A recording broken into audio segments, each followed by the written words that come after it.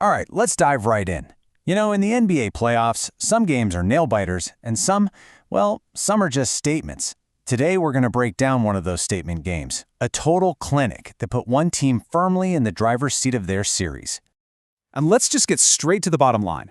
The Oklahoma City Thunder took Game 2, winning 120-107. But honestly, the score is only half the story. The real headline here? Look at that series lead. OKC is now up 2-0 over the Phoenix Suns. That's a commanding position. So, okay, we know what happened, but the fun part is figuring out how it happened. This wasn't just a win, it felt like a tactical masterclass. So let's get into the anatomy of this thing and see how they pulled it off. Okay, now this is where the game was really decided. Look at that first quarter. Super tight, right? A one-point game. Could have gone either way. But then the second and third quarters happened. OKC just exploded. They outscored the Suns 70-48 through that stretch. I mean, that's not just a run, that is a complete takeover. And what does a takeover like that lead to? It leads to this number right here. At one point, the Thunder were up by 26 points. 26 in a playoff game against a team as good as Phoenix? Wow. That's more than just a lead. That's sending a message. So whenever you see a team go on a run like that, you have to ask, who's steering the ship? Well, for the Thunder, the answer was crystal clear. Their star was putting on an absolute show. And hey, you don't have to take my word for it. The Associated Press summed it up perfectly. This was the Shai Gilgeous-Alexander game. He wasn't just a participant, he was the conductor of this whole symphony. Let's just start with the raw scoring, 37 points. He was getting to his spots, hitting tough shots, and just putting constant, relentless pressure on that Phoenix defense. They really had no answer for him all night long.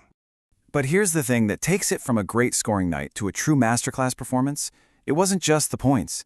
He also dropped 9 assists, leading everybody in the game. He was drawing defenders and then finding the open man. That combination of scoring and playmaking, it just makes him basically unguardable. Okay, so SGA was obviously incredible. But was this really just a one-man show, or was there something deeper going on in the box score?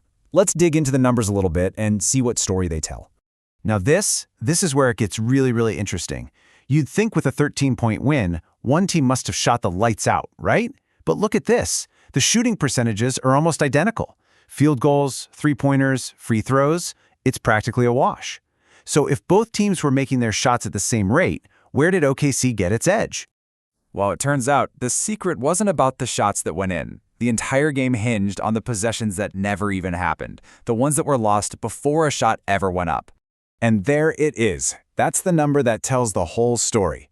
The Suns turned the ball over 22 times. 22! That's more than double the Thunder's 10. Every single one of those is a wasted opportunity for Phoenix and a free chance for OKC. You simply cannot give a team that many extra chances in a playoff game and expect to survive. Okay, so let's zoom out a bit. We know how this one game was won. But what does this dominant performance mean for the bigger playoff picture? I mean, this really lays it all out. The Suns are in a deep hole. They're down 0-2, and it's not like these were close games they let slip away.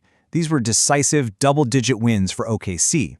Now the series goes back to Phoenix, and you have to think Game 3 is an absolute do-or-die situation for them. And let's be totally clear, this performance isn't coming out of nowhere. This isn't some huge upset. The Thunder were a monster team all year, finishing with a 64-18 record. This playoff run isn't a surprise. It's a confirmation of what we saw all season long. So, that leaves us with this final thought.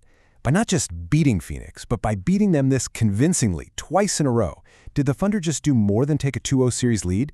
You have to wonder, have they just sent a loud and clear message to every other contender that the road to the finals in the West runs right through Oklahoma City?